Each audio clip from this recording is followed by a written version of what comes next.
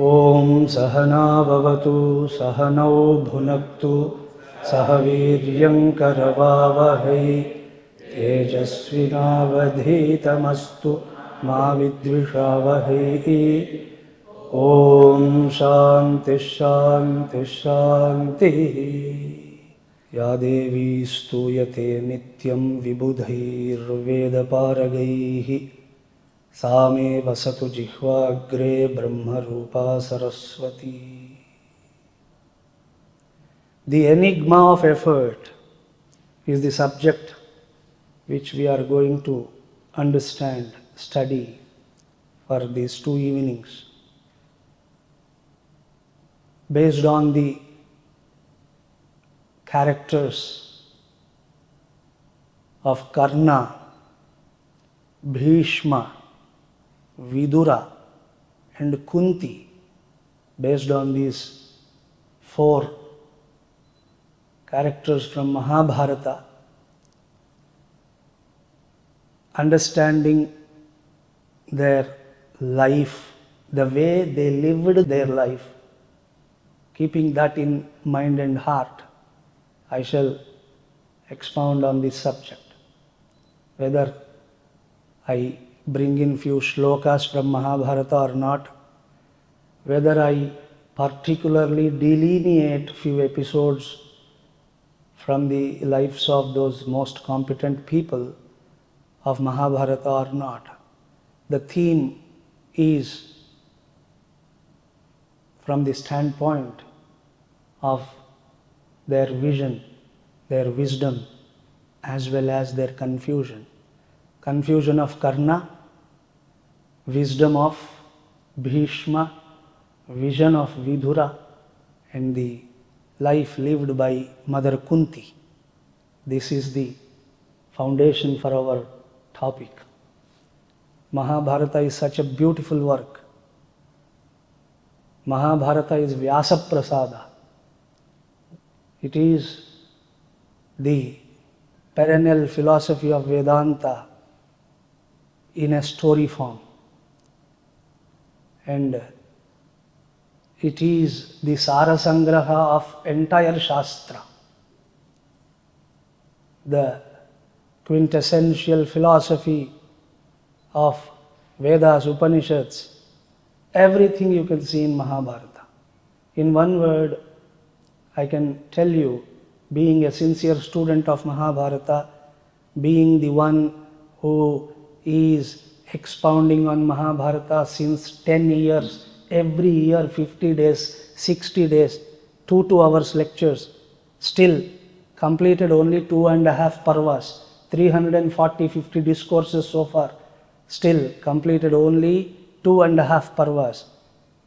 I am looking forward for the completion of last parva, maybe 20-30 years more. Such a deep study is going on. Being the one of such study of Mahabharata, I can tell you, Mahabharata is the book of life. If you want to know the complexity of life, the only book that can help you is Mahabharata.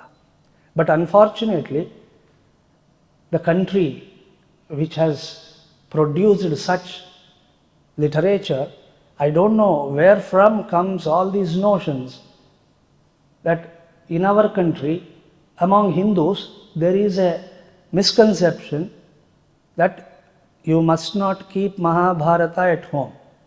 If you keep the book of Mahabharata in your home, the home will be full of fights. Many fights you have to encounter. Like that, I don't know from where that blind belief has creeped in.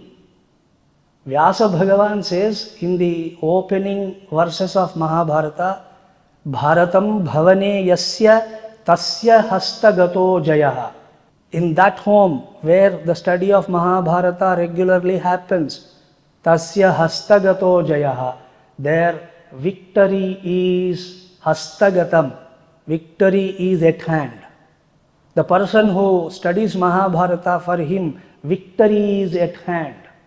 That is the reason this book, actually the title of the book is Jayam. Jayam Nama, victory. So this is the only book which presents to us the complexity of life, how to behave, how not to behave, and in certain situations, in certain dilemmas, we cannot simply follow dharma. Following dharma becomes very difficult. Our Guru Charan Das wrote a book, The Difficulty of Being Good, based on Mahabharata. Certain situations do come in life. In such situations, how to compose oneself. Mahabharata speaks of all that. If you want to know about your life, this is my suggestion. Start studying Mahabharata. Yadi hasti tadanyatra yenne hasti natat kvachit. Whatever is in Mahabharata, that alone you can find in anywhere in the world.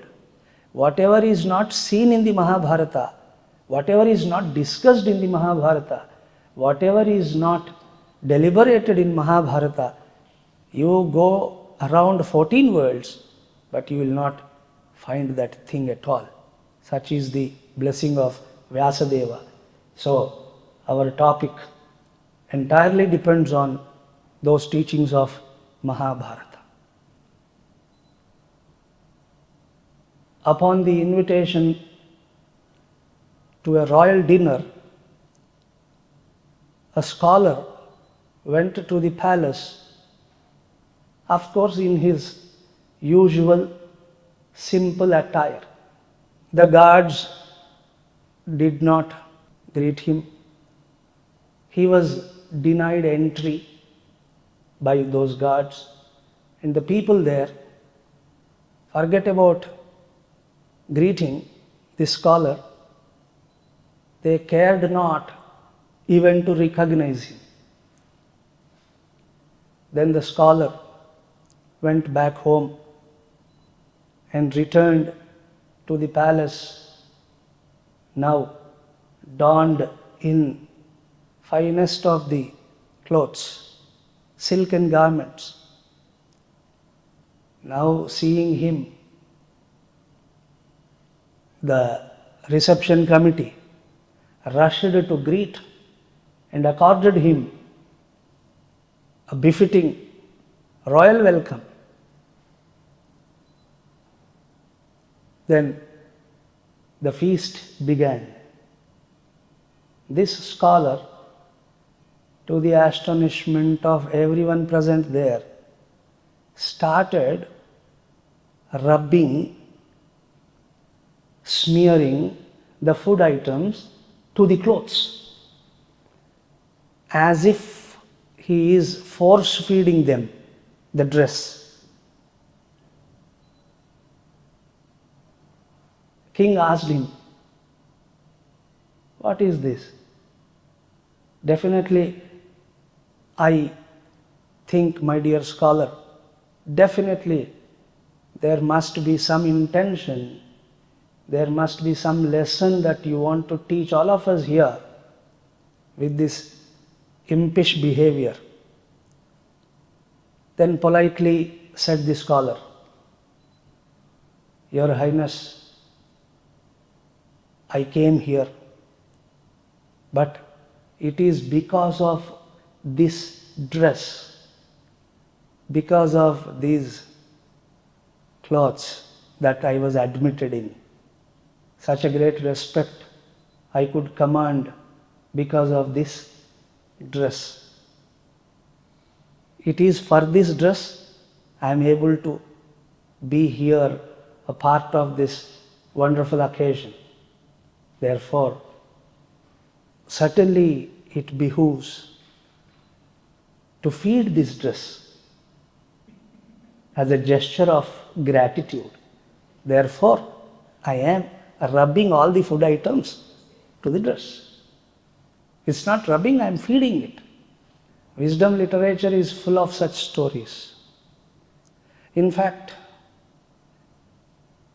stories of this kind alone constitute real wisdom, not some serious deliberation. Satyam Gnanam Anantam Brahma. We will chant, we don't understand. We cannot relate. So this is the wisdom. The wise deliberately choose to play the fool in order to make fools wise. This has been our tradition. This has been the wisdom tradition anywhere in the world. When wisdom puts on the garb of folly, solemnity is not the way to go about it. Never. But a smiling heart alone can appreciate the import of it. Therefore, I invite the smiling hearts here to this Gnana Yajna, which is the medium for self-enquiry. Smiling hearts, don't be serious. Sky is not falling. Be assured, don't be serious. Now we are thinking about what will happen with the politics of this country. Sky will not fall. I assure you. आसमान नहीं गिरेगा, शांत रहो. Therefore, with a cheerful attitude, smiling heart, if you join me, be with me, then alone you will understand the enigma, the unraveling, the enigma is possible. If you are too serious, then forget about me giving knowledge and wisdom. I will be terrified and afraid to see. Therefore, keep smiling. Swamiji, if we don't understand, much more an excuse to smile. If you understand, you can smile. Don't understand, still smile. What else we can do? Therefore, with that smiling heart, let us understand this. I just now told you a story, not for story's sake. This story is hinting at a crude obsession of ours. The obsession which really complicates the life. The obsession which never allows anyone to grow spiritually. The obsession which keeps you away from your cherished desire of happiness. And the obsession is obsession with the externals. Externals. Be it with the family, relationships, be it with the religion, be it with the society, its customs, be it with the traditions, be it with the spirituality. We are obsessed with the externals. Following external is important, but transcending it at the appropriate time is much more important. When to begin is important, and when to stop is much more important. For a speaker like me, the second one is more important. Very important. Sometimes we are rewarded because of that. This person went to his friend's house. There he saw a silver cup and a gold cup, a trophy. This man became so curious and asked him, in which competition you were given this trophy?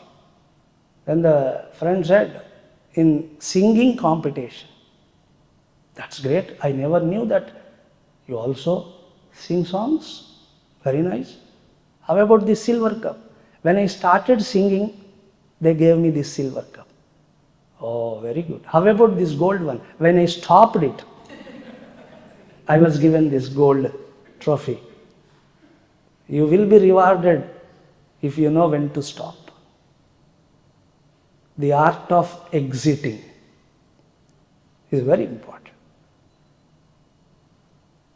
So externals are important as entry, but you must know that you should transcend them at the right time, appropriate time. Vedas tell us with the word Veda Paragaihi. Veda Paragaihi. You have to transcend Veda also. See the vastness of approach. You must not confine your intellect only to the chanting, etc. You must cross. In fact, the meaning of Vedanta is that Veda is knowledge and Anta is full stop. The end of knowledge. To become wise, you must end knowledge. If you are only knowledgeable, you can never become wise. Therefore, this obsession with the externals is something which we must think about. This story is hinting at it. People are only seeing the externals. All greeting, all respect, all reverence, all welcome is only because of clothes. That means seeing externals. To be truly helped by religion and spirituality, to become the worthy recipients of peace, contentment and happiness, the promised benefits of scriptures, peace, contentment and happiness. It is imperative to move from externals to essentials. Religion can help you. The sole aim of religion is to help the individual, not to promise some heaven, not to promise some posthumous benefits. It is to help you in your day-to-day life. I am speaking from the heart of religion, not from some textbook, from the heart of religion. Religion is meant to help you. But it has been our experience that in spite of being religious, in spite of performing hundreds of rituals, still we feel we are not being helped by the religion, and we come to a conclusion that religion is not of great help. Today around the globe, this is the conclusion. Religion is not going to help. Nietzsche says God is dead. What Friedrich Nietzsche means something else. Very great statement. I like it. I agree. God is dead. But what he means by that word G-O-D is something different. It's not simply the notion of God that we have. He's a philosopher. How can we simply understand his words just like that? So too, the way Nietzsche said God is dead, today without saying, the entire world is saying that religion is dead. We don't want religion. Religion is for those old people who had nothing else to do. Also, there are people who feel very happy in proclaiming themselves to be, I am spiritual, not religious. One more confusion. All this is because we have not experienced the help of religion. It is not the fault of religion. It is because we have not moved from externals to essentials of religion. Religion is inviting with open arms to come to essentials. But here are we, most stubborn people, stubborn with the obsession with the externals. Thus we are not being helped.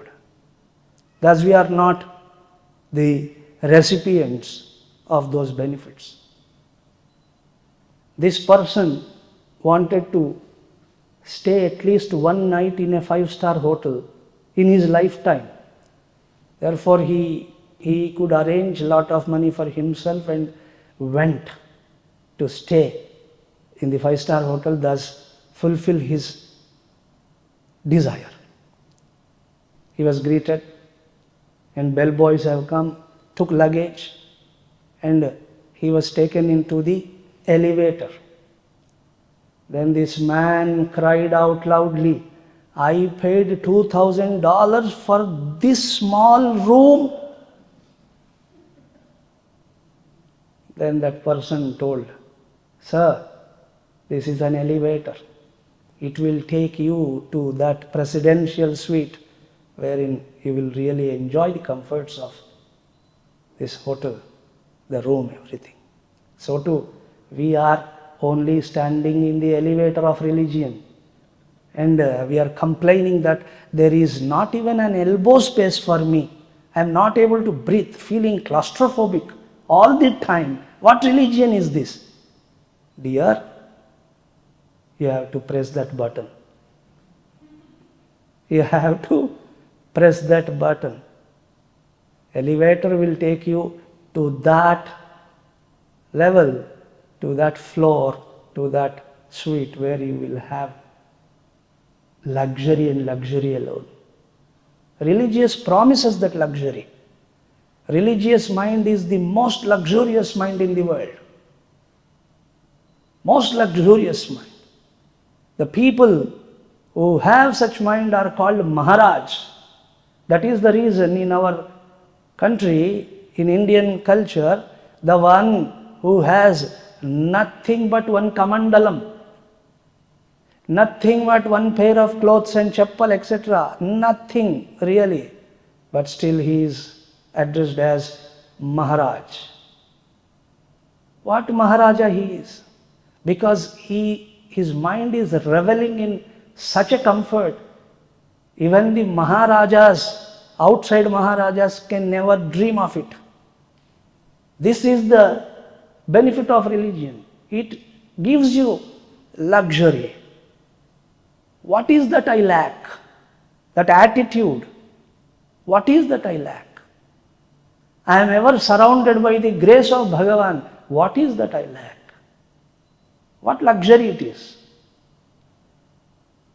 This Ramadasu is in jail, incarcerated in Golconda for no fault of him.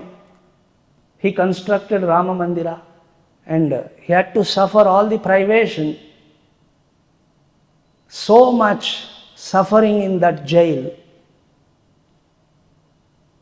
Still, Ramadas sings, "Takuvemi manaku Ramundokadundu varaku Pakatroduga Bhagavantudu munu Chakradhariyai Chantaneyundaga."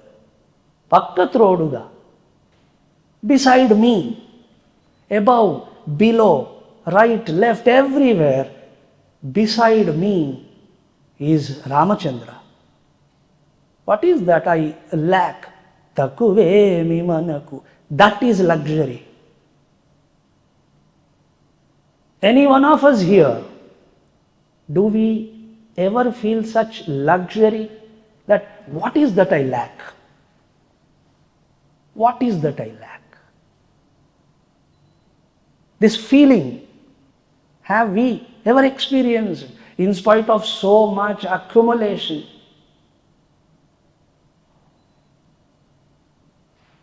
We have this idea always, LAKH, I want a lakh. Lakh is called lakh because still you will feel some lack. Having earned $1 lakh, still you feel a lakh. Therefore, it is called a lakh. To save our brain from this lack, sense of lack, in America it is called 100,000. So that you will not suffer that feeling of lack. Otherwise, lack or lack. Our day begins with a lack. Our pursuits are behind lack. After that, still we lack. Lack peace, lack contentment, lack happiness. Is it not for the sake of them that you are circumambulating the temples? Is it not for the sake of few more lakhs you are imploring before the Lord? Think. We don't go to Bhagavan to seek Him. Bhagavan, I want you. I am coming here to temple to invite you into my heart. Is this our prayer? No. A little more, please. Little more.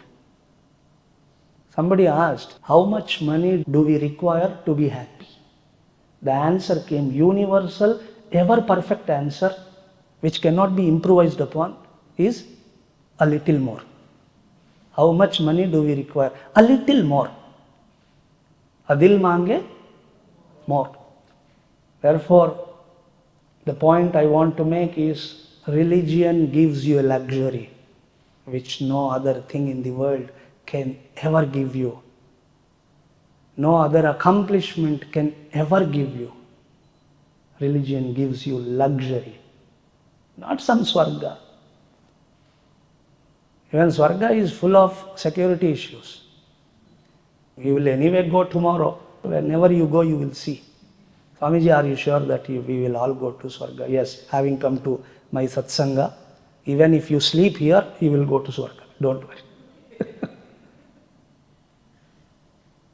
Full of security issues, even Swarga.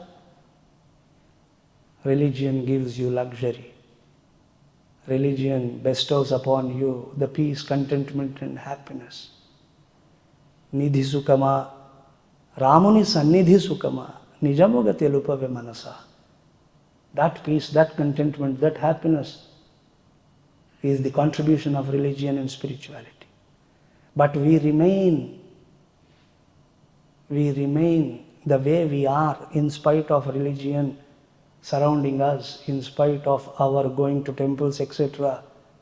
It's because of our obsession with the externals. Therefore, it is imperative to move from externals to essentials.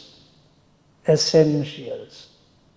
What, Swami, if we don't move forward, progress, so the way you are proposing, what is that we will lose? Without this movement from externals to essentials,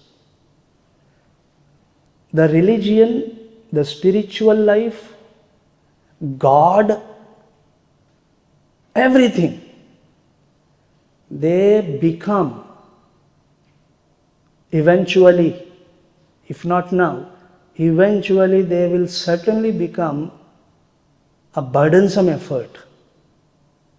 If you are sincere, I am speaking your heart. So many pujas I have to do, so much Sandhya Vandanam every day. And if I am to perform Trikala Sandhya, my God, how much time it is taking. And Japa, Tapa, my God, how much time. We will certainly feel this. It is a burden, an effort. Effortsome. Entire life becomes an effortsome affair. Burdensome effort. Therefore, we must understand how to move forward, how to graduate towards the essentials. In so-called general religion, you will not get an opportunity to deliberate on all these things, except in Swadhyaya. except in Gnana Yajna like this, completely dependent on Vedanta. Every letter and word arising from the greatest teachings of Upanishads. Here alone you will get an opportunity to introspect in this way. Otherwise, in general religion, where is that scope today? Too much sakama is seen. If you want to fulfill this desire, do this puja. Fulfill this desire, do that puja. Like that. Religion, the so-called popular religion, in a way is misleading. Certainly, in a way is misleading. Avidyaya mantare vartamanaha, swayam dhiraha, panditam manyamanaha. Upanishad is saying, it is something like blind leading the blind. Where will they end up? So too the popular religion today in the name of mere artha and kama is behaving. Here alone we get an opportunity to study religion, to study spirituality, thus to study the self. This is the reason why Bhagavan Sri Krishna in Srimad Bhagavad Gita very clearly said, Arjuna Shreyan Dravyamayat Yajnat Gnana Yajnah Parantapa. There are hundreds of Dravyamaya yajnas performed with this certain kind of fuel, certain kind of ghee. Swamiji, certain kind of ghee? Yes. Certain kind of ghee. For certain homas, the clarified butter, ghee, must be the ghee which is exposed to sun, not fire. There is this butter. You put this butter on fire and thus you get the ghee, right? That ghee is not used in some yajnas. For some yajnas, exclusively that butter alone is to be employed, which is exposed to sun. For certain yajnas, butter with the help of fire is also accepted. So, different dravyas are enumerated. Dravyamayat yajnat, hey Arjuna, Gnana Yajnah Parantapa. This Gnana Yajna is highest worship. But we don't feel so, right? Now see, people are going to the temple. They feel they are devotees. They are doing bhakti. They are worshipping. And we are sitting here, seeing us, they are thinking these fellows are, instead of doing bhakti to Ishvara, they are unnecessarily wasting their time with scratching their heads with Vedanta. What devotion it is. But Bhagavad Gita is saying, your Krishna, your beloved Bhagavan is saying, Gnana yajnena tenaham ishtasyamiti me matihi. Arjuna, I am worshipped by Gnana yajna, by most fortunate ones. And what the benefits that you accrue with the help of all those yajnas, much more you will accrue here. Not only the material benefit, but the benefit of peace, benefit of happiness, benefit of Bhagavan's presence in our own hearts. So this is very much puja. So should I do Sandhya Vandanam or attend Gnana Yajna? Attend Gnana Yajna. Much more beneficial than your Sandhya Vandanam. That doesn't mean we are looking down upon Sandhya Vandanam. But when it comes to Gnana and Karma, Gnana must be given priority. That is what Vedic culture is. But generally, the populace of religio-spiritual domain are of three types. Generally. These fellows always miss something. The first one, anticipating few rewards hereafter, afterlife. Afterlife is the concept which every religion has, remember. Every religion has some or the other idea of afterlife. So, religions promise. Initially, Bala Anushasanavat, in the fashion of disciplining a child, initially religions promise certain rewards. If you follow this vratam, you will go to Swarga. If you convert few people, you will enjoy few more benefits there, etc. Every religion has some or the other promise. So anticipating those promises, rewards, afterlife rewards. Some people lure themselves with so many rituals in the name of karma kanda. Karma kanda. What exactly is karma kanda? No one understands it. In the name of karma kanda, people lure themselves with too much karma, with the anticipation of afterlife rewards. Some, with the appellation of Gnana Yoga, are lost into speculation about everything and anything in the world, which takes them nowhere. Speculation about a joke which I am saying. People speculate. And there are instances where someone asked me to explain the joke. Swamiji, will you please explain this joke to me? See the tragedy of being a Vedanta teacher sometimes. Most pathetic situation. Explaining a joke. In one of my lectures, I was telling a story to drive home some point that a fish from ocean has come to a well, and here is this frog in the well, and certain dialogue went on between them. I told something. After the class is over, somebody raised his hand. I asked him, what do you want? I have a question. What is the question? I asked. He said, how could a fish from ocean come to the well? I want to know about it. Then I told him, by Kingfisher Airlines. This is the answer. During those times, Kingfisher was still flying. During those times. Like that, people speculate about everything. Why should you? Such a speculation goes on. Why are you thinking so much? I am a Jnana Yogi, I am supposed to think. Don't think about everything. You should know what to think about. Also, people are thinking about what is Brahman, what is Maya, what is mind.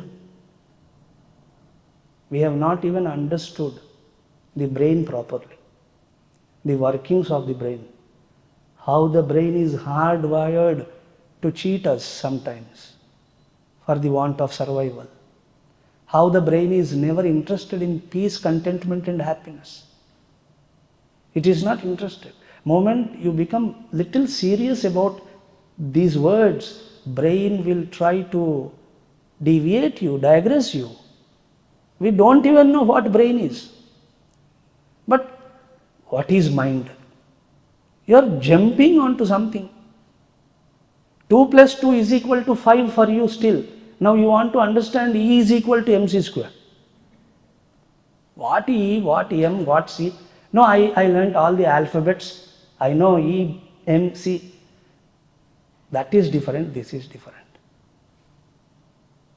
Though you see a few alphabets there, that is not concerned with language or alphabets, right? It is a deep understanding of the working of the universe, the fundamental appreciation. So too, we are unnecessarily speculating about those things which we are not yet qualified about. Therefore, this speculation will give you a boredom, not wisdom. Boredom. So, some people are lost into such speculations. So, one is into rituals, one is into speculation. And always there will be some people who do not fit in these two. There will be a misfit everywhere. Everywhere. In every family you will see him. Because you don't understand this universal law that there will be a misfit everywhere. You sometimes wonder, how come this fellow is born in our family? Because of that law. there will be a misfit. Here also there will be a misfit. So, those people who do not fit into either of the two, then they console themselves with some ineffective, unproductive passivity with closed eyes in the name of Upasana Kanda, Dhyana, passivity. And they mistake that passivity to be peace of mind, etc. Astu, very happy, all these people are there. These three people do everything in their field, chosen field. But they will always miss the most crucial one. Most crucial one. What is that? Learning some stotra, learning Sri Rudram. I learned Sri Rudram properly, Krama is over, now should I learn Ghanapata? You learn Ghanapata, Krama, Jeta, whatever you want to learn, you learn. But that's not is being talked about here. You can learn hundreds and thousands of stotras and still remain the way you are. I can remain the way I am because they cannot touch us. The Vedic literature, these stotras, these mantras can touch that personality of us which is refined by certain understanding. Not this physical body. Physical body, no Veda mantra can do anything about.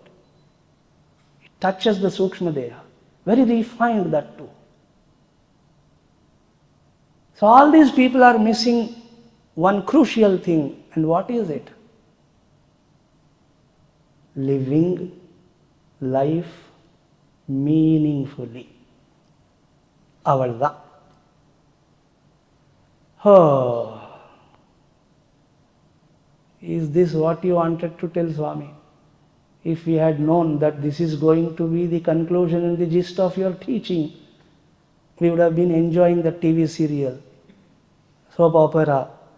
Unnecessarily we came here expecting that you will teach some subtle nuances of chanting Veda, etc. You are saying living life. That's what we are doing. That's what we are doing day in, day out. We never expected this, Swamiji. You are such a teacher of Vedanta. People praise you because of those teachings. Now you come to Austin. We are expecting some most difficult, highbrow topic and you are simply saying, most crucial thing is live your life. Living life meaningfully. Yes. Yes, I mean it. And that is crucial. Performing ritual is easy. Living life is difficult. Meaningfully, most difficult. Inhaling, exhaling and complying to the biological aspects of creation and thus living a life. We are not talking about that. You being present. You being present. You as the witness. You as the rejoicer. You are as the one who is ever present. Living the life meaningfully. Very important. Thinking about some Brahman is very easy. Thinking about your life is very difficult and which is essential. Your peace, contentment and happiness depends on that, not on whether God is there or not. It depends on you thinking about your life, seeing life. I am not talking any self-help literature here. I am presenting to you the most beautiful vision of Veda. I will prove it. I have evidence. I have the proof, scriptural proof with me. Living the life meaningfully. If we remain oblivious to this central teaching, We will be preoccupied with past and future, not with God. Not with God. God, devotion, wisdom, they all remain peripheral. Please see your heart for a while and decide. They remain peripheral. They don't touch the core of our being because we are ever preoccupied with the past and the future. Shoka is because of this. Sorrow is because of this. Preoccupation with the past and future. And sooner or later, the pursuit of these three people, pursuit in the form of rituals, pursuit in the form of some weird and vague speculation, pursuit in the form of meditation, they are bound to prove themselves an absurdity, a religious absurdity. Therefore, living life meaningfully is something we have to think about now. Living life meaningfully is the evocative, resounding and rousing call of Vedas. Not Swarga, not Naraka, not this dubious spirituality and peripheral religion. Living life meaningfully. In your Madhyannhika Sandhya Vandana, this is what you chant every day. Problem is you only chant. You don't want to understand. The chanting has become a problem. Acquaintance to certain concepts of religion, they are the problem. Sometimes acquaintance hinders wisdom. People, every afternoon, if they are doing Madhyannhika Sandhya, seeing the sun, the afternoon sun on the head, brilliant sun, this is the prayer. Pashyema sharadashatam, jivema sharadashatam, nandama sharadashatam, modama sharadashatam, bhavama sharadashatam, shrunavama sharadashatam, prabravama sharadashatam. Something ringing in the head? This is the mantra. Ajita shyama sharadashatam, jyotihi surya madrishe. Do you know the meaning of this mantra? This mantra is not asking us to hold some tumbler and put some water and offer. That you will do anyway. But this mantra is saying, Pashyema sharadashatam. Let us witness the 100 years of life. Shatam sharat. Sharat is autumn. Here autumn implies life, a year. Pashyema, let us witness 100 years of life. Let us witness.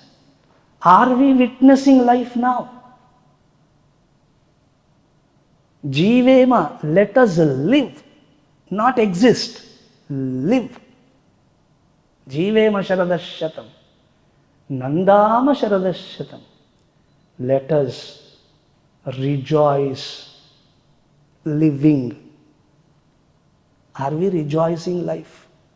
The greatest gift of Ishvara.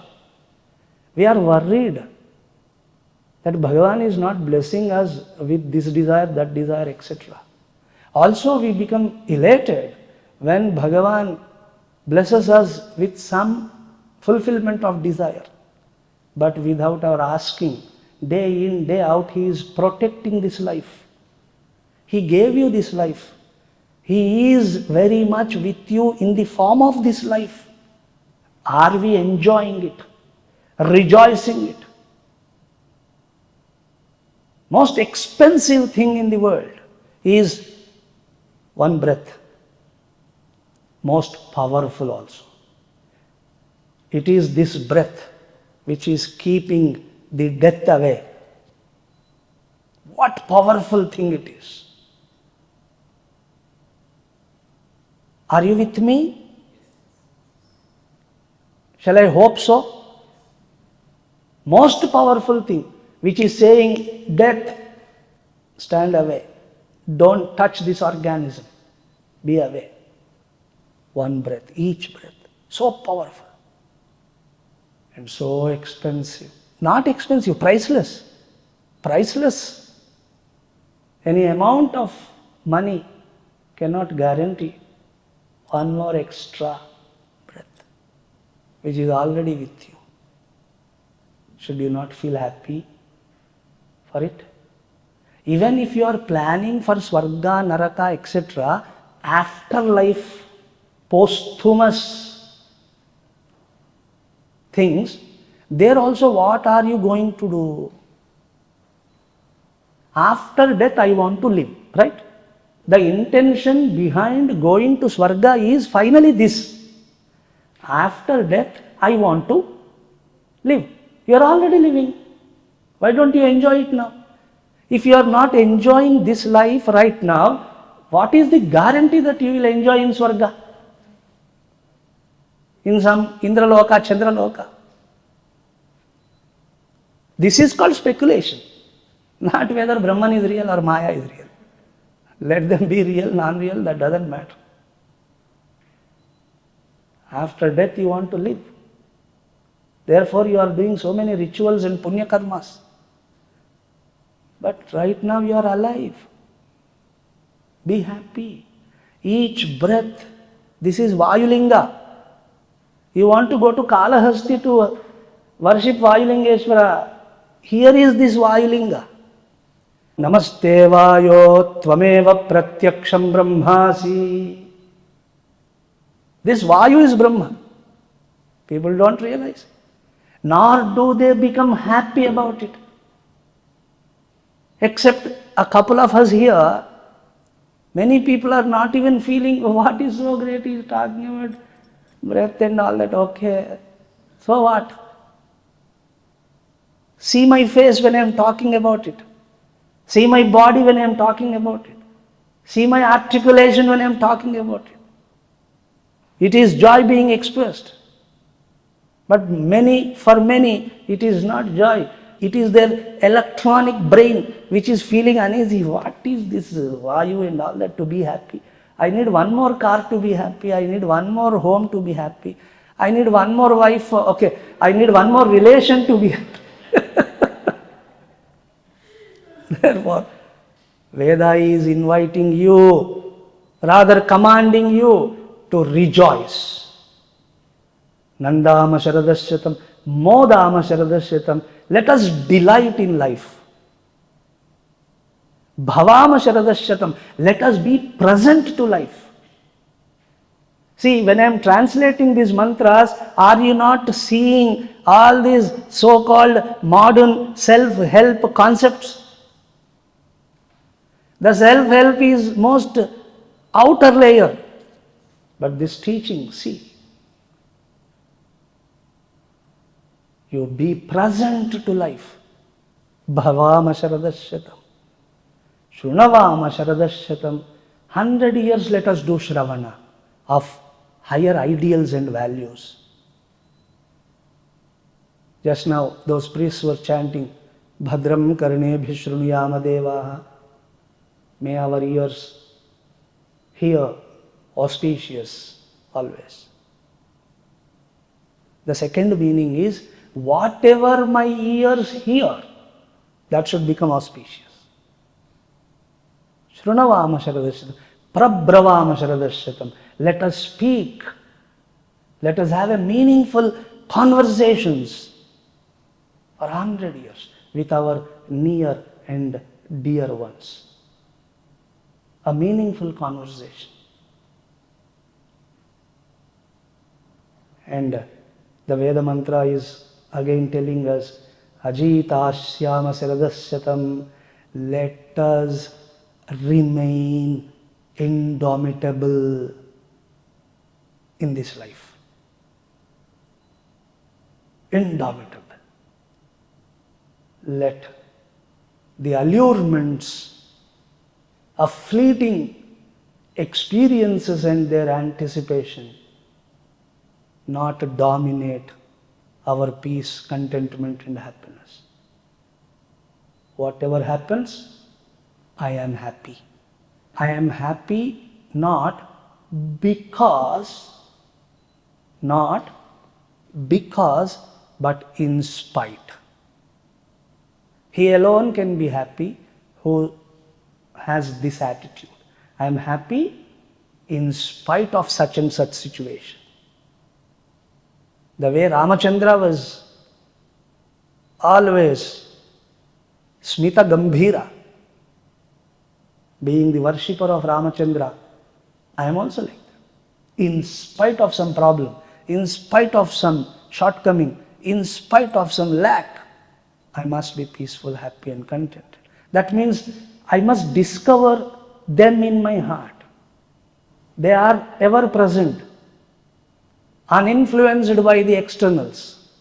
We must come to realize them. Veda is telling, Ajita Syama Sharadasyatam. Let us remain indomitable. Because we have forgotten this value, consumerism has occupied our hearts. What is consumerism?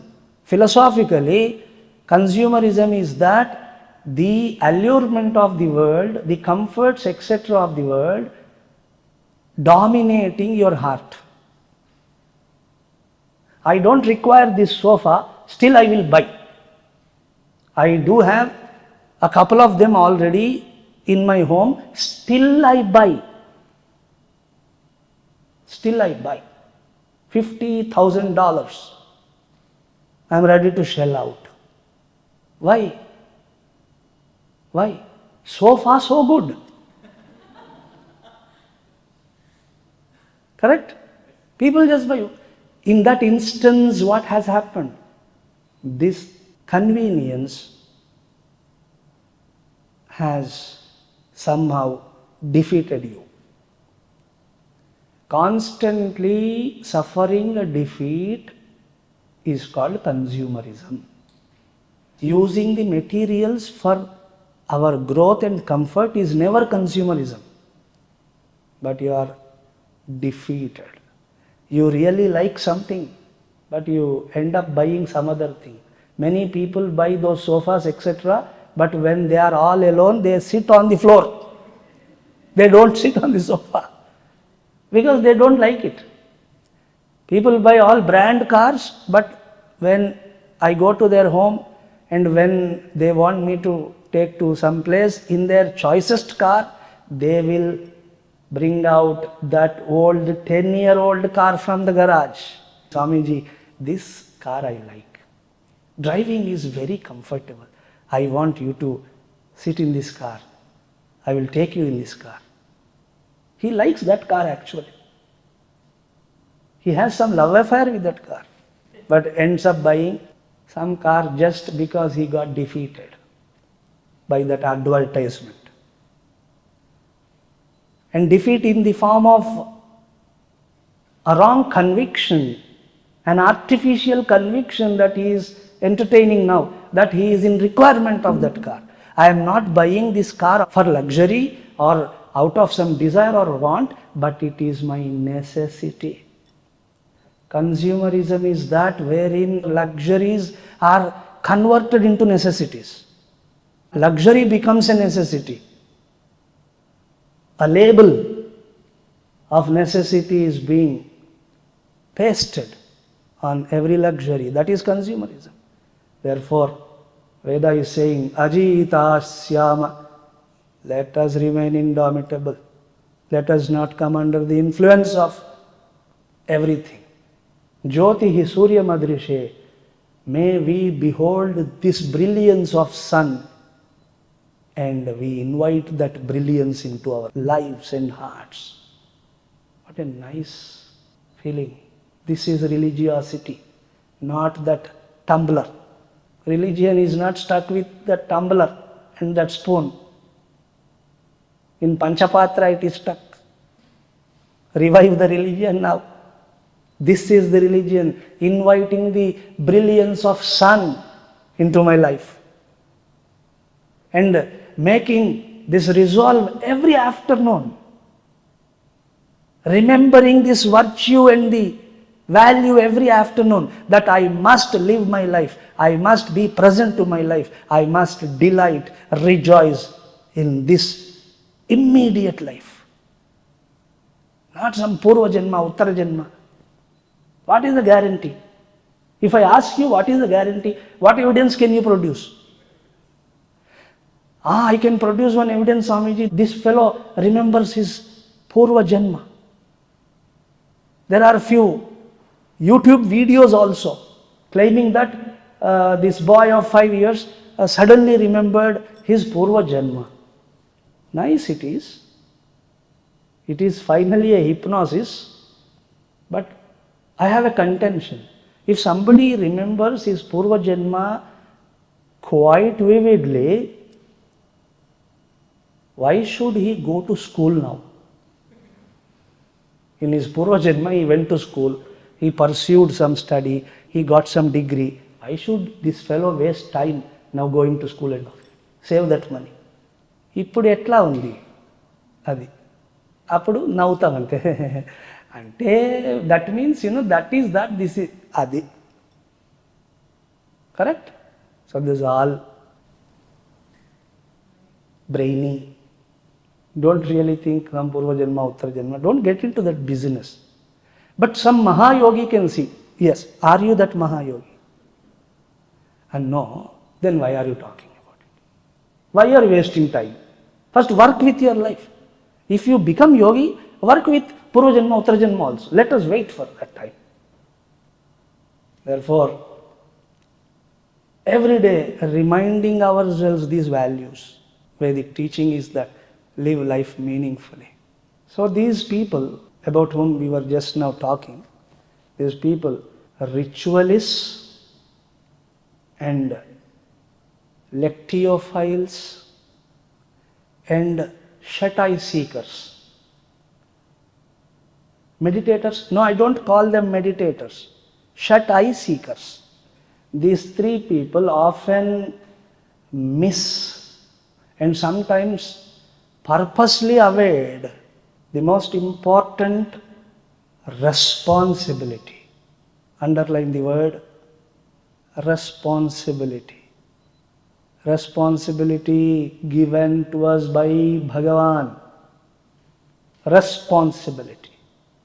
Kartavya. They often avoid this responsibility of living life meaningfully. It is your responsibility. It is your responsibility. Fulfilling this responsibility, go to a temple, it is meaningful. Go to some Tirtha Kshetra, meaningful. Do anything, it is meaningful. Forgetting this responsibility, worship all the gods of every religion, still you will be an atheist. Because atheism is not defined as not believing in God. Generally it is said so. Not believing in this God is atheism. No. No. I tell to you, I declare it to you, worrying is the practical form of atheism. Are you worrying? Yes, we are worried, Swamiji, about the time. Practical form of atheism. Are you worrying? Are you anxiety ridden about your life? Yes, I do. Then that is the atheism. When Bhagavan is there, why should you worry? Practical atheist. Therefore, important responsibility, living my life meaningfully. And this can happen only when we have operational approach to our day-to-day living. I am not sure whether you are used to this vocabulary in the name of spiritual discourse. Generally, spiritual discourse consists of some words called punya, papa, this, that, things with which you can never relate. I don't know whether you are used to this vocabulary, but this is the right vocabulary. I am using the right words. I could have selected Sanskrit vocabulary, but I feel this is good. Shabdajalam maharanyam chitta brahmana karanam kimartham. Why should we unnecessarily create confusion in the brain and mind by some Sanskritam which we don't understand? For your information, I am a literate in Sanskrit. So don't think I don't know that language. Still, I prefer these words because they strike us. We must have an operational approach to day-to-day life. Nitya Jeevitam. But we study Vedanta, we study wisdom literature, we study different books. Philosophical approach we have now towards life. That won't do. Philosophical approach as philosophical approach will not help you. Philosophy as such, as philosophy, will not help you.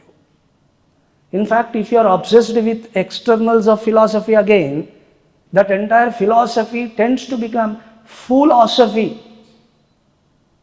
It makes you a fool. Should we not have philosophical approach? You must. It is a must. But philosophical approach, when combined with the operational approach to day-to-day life, only can serve as the way for a meaningful life. So don't underestimate the operational approach. In fact, yoga is that. Yoga. Union is that. Union of thought and action. Philosophy and the operational knowledge. Going together hand in hand to live the day-to-day life. I want to conclude now with one important message. Day-to-day life really matters. Just keep this in mind. Day-to-day life really matters, rather it alone matters. The way we are now, it alone matters. Not some concepts of Vedanta, not some unreachable Swarga, Naraka, etc. They don't matter. Be sincere. Touch your own heart and ask yourself how much that Swarga really matters. If Swarga really matters, can we live the life with all those activities that we are so fond of? Because to go to Swarga, 101 conditions are there, correct? Are we fulfilling them? Very jovially we say no to them. If Swarga really matters, can we say so? Can we be so? That means in the heart of hearts, to that fellow, the I, there is somebody, that some I, which is not Hindu, which is not Christian, which is not Muslim, which is not anything, which is just a human being. There is some I like that. Ask that I, ask that fellow in you, are you really concerned with Swarga? Then that will say no. To me, what really matters is this life. It matters. The religious people somehow are forgetting this. They are lost into some Alice in Wonderland syndrome. There was a syndrome with this name. They are lost into something. Meditative experiences. Wow. How about day-to-day life experiences? What is this conditioned experience you are talking about? But somehow, in the label of spirituality, all this goes on. I want to tell you, be true followers of religion, true followers of Veda. And Veda is saying, remember your life. It matters, it matters, it matters.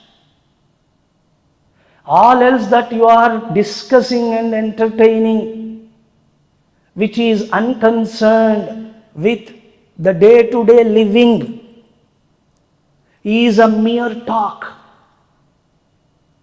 Simple talk, nothing else. Of course, it may sound very glorious. It may sound very profound. Simply, it is talk, mere talk, nothing else. It is just palaver, prolonged idle talk. All spiritual discourses are but that. They are not asking us to come to our day-to-day life. They are providing some more opportunity for our mind to roam about.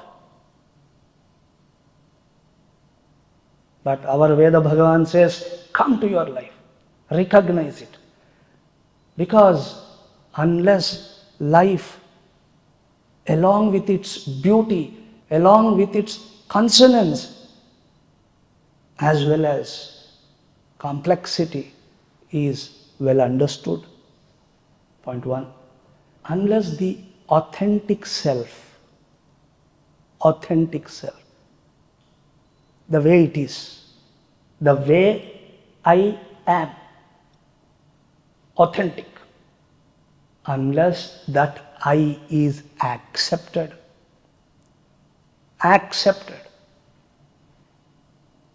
living life and every pursuit in that life, they certainly become an enormous effort. Moment this word effort creeps in, that's all. It is the beginning of sorrow.